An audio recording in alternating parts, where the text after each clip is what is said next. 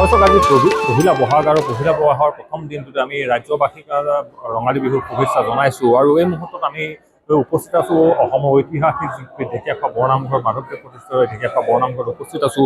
এইকাৰণে যে আজি পহিলা বহাগ আৰু পহিলা বহাগৰ দিনটোত সমগ্ৰ ৰাজ্যৰ আচলতে প্ৰতিখন আধ্যাত্মিক পীঠত এই মুহূৰ্তত ৰাজ্যবাসী সকলোৱে ভিৰ কৰিছে। এইকাৰণে যে নেদেখাজনৰ চৰণত আচলতে বছৰৰ প্ৰথমটো দিনতে আচলতে চাকি নৈবেদ্য আগবঢ়াইছে, নেদেখাজনৰ চৰণত শৰণাপন্ন হৈছে এইবাবেই যে অনাগত যিটো বৰ্ষ, এই অনাগত বৰ্ষটো সুখ সমৃদ্ধিৰে ভৰি পৰক আৰু এই আশা কৰি এই কামনা কৰি আচলতে এনেধৰণে ভক্তসকল আহি এই নেদেখাজনৰ চৰণত শৰণাপন্ন হৈছে। ৰাজ্যৰ বিভিন্ন প্ৰান্তৰ পৰা আচলতে লোকসকল আহিছে আৰু মই ইয়াত ভিজুৱেলছ দেখাই আছোঁ ঐতিহাসিক ঢেকীয়াখোৱা বৰনামঘৰ মাধৱদেৱ প্ৰতিষ্ঠিত ঢেকীয়াখোৱা বৰনামঘৰ এই মুহূৰ্তত উপস্থিত হৈছোঁ আৰু এই মুহূৰ্তত আমি বিশেষভাৱে লগ পাইছোঁ যোৰহাট বিধানসভা সমষ্টিৰ প্ৰাক্তন বিধায়ক তথা ভাৰতীয় জনতা পাৰ্টীৰ অসম প্ৰদেশৰ উপসভাপতি ৰাণা গোস্বামী ডাঙৰীয়া আছে। আপোনাক জয়তে ৰঙালী বিহুৰ ওলগ জনাইছোঁ। কেনেকুৱা ধৰণৰ আজি দিনটো মানুহৰ বিহুৰ দিনটো আপোনাৰ পৰিকল্পনা কেনেকুৱা ধৰণৰ?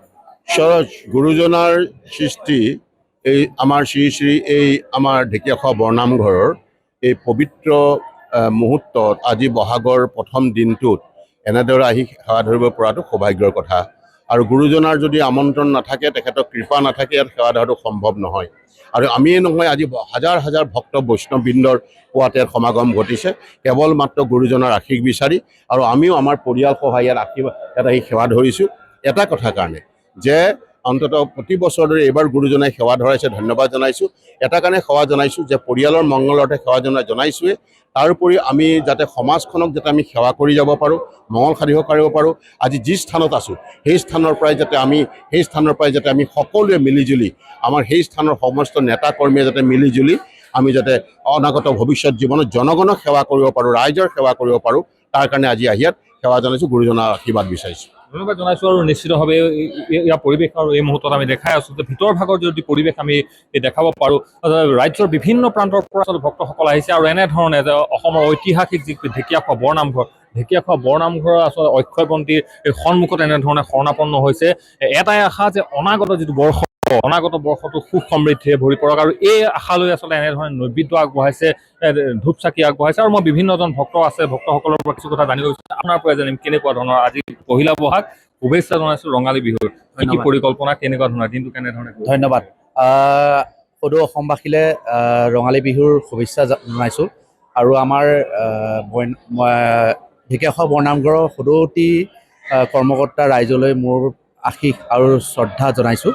আজি বৰনামঘৰলৈ প্ৰতি বছৰে সমূহ ভক্তবৃন্দ আজি পহিলা বহাগৰ দিনাখনি আহে। আমি ইয়ালৈও যাম আৰু মইনাপৰীয়া নামঘৰলৈ যাম।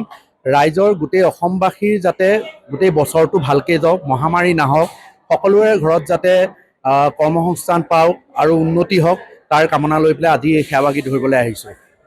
ধন্যবাদ জনাইছোঁ। আৰু এনেধৰণে আচলতে বিভিন্নজন ভক্তপ্ৰাণ ৰাইজ ইয়ালৈ আহিছে আৰু এই সামগ্ৰিক দৃশ্য দেখাই আছোঁ যে এই মুহূৰ্তত যে এক প্ৰকাৰে ক'ব গ'লে দ্বিতীয় বৈকুণ্ঠপুৰীলৈ আচলতে পৰ্যবেক্ষিত হৈছে এই মুহূৰ্তত। মই আৰু এজন ভক্ত আছে, তেখেতৰ পৰা দাদা আপোনাৰ পৰা কিছু কথা জানিম, কেনেকুৱা ধৰণৰ, ক'ৰ পৰা আহিছে, কেনেকুৱা আজি পৰিকল্পনা? যোৰহাটৰ পৰা আহিছোঁ।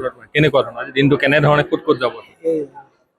প্ৰথম ইয়ালৈকে আহিছোঁ, বছৰটো যাতে ভালে হওক তাৰে আশা কৰিছোঁ, সেইকাৰণে আৰু বিভিন্ন চাগে পৰিকল্পনা আছে যিহেতু বিহু দিনটো। আৰু বিহু হুঁচৰি গাম। নিশ্চিতভাৱে এইসমূহ দৃশ্য এই মুহূৰ্তত দেখালোঁ যে এয়া হৈছে ঐতিহাসিক ঢেকীয়াখোৱা বৰনামঘৰ পৰিৱেশ আৰু বিভিন্ন প্ৰান্তৰ পৰা আমি পোনপটীয়াভাৱে আৰু কিছু পৰিৱেশ দেখাই যোৱাৰ প্ৰয়াস কৰিম আজি পহিলা বহাগৰ দিনটোত।